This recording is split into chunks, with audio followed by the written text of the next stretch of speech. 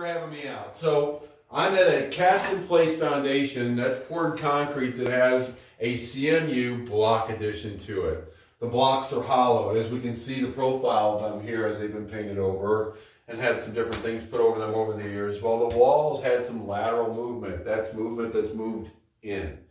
It hasn't exceeded the thirds rule, so it's not to a point where we have a giant structural issue. But I think it's imperative that we go ahead and set it still. By doing so, we'll stick soldier beams in place, and I'm going to diagnose 3 of them for this span. The span is 20 feet. This way I'm more than inside of my 6-foot centers to be taking care of what it would take mathematically to take care of this wall. We would then catch 3 floor joists on each one of these so that it's taken care of properly.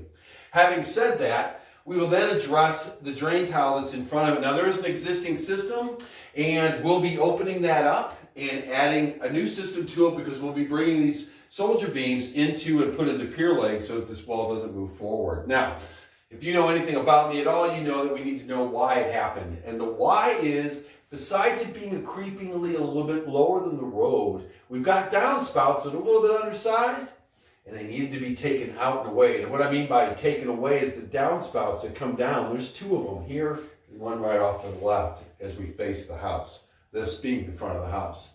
We'll take that water out and away, and we'll put it in a dry well. By putting it in a dry well, we're taking the water off the front of the house. We know that 36 gallons of water is 300 pounds, and as this water built up, that's what pushed it in. We want to be good stewards. We also don't want the meter to move, so that's why we're going to do what we're going to do. Quickly, having said that though, would you pan back here for me? We've got a situation to where we're going to be taking care of this. Now this is where additions have come into place from the 50s and the 60s. So we know we have a cold joint back here, and a cold joint's concrete that's poured to concrete. And they're not hot enough to stick, that's why we call it a cold joint. We will clean that up and we will inject it with closed cell urethane to fill the voids there during a dry time.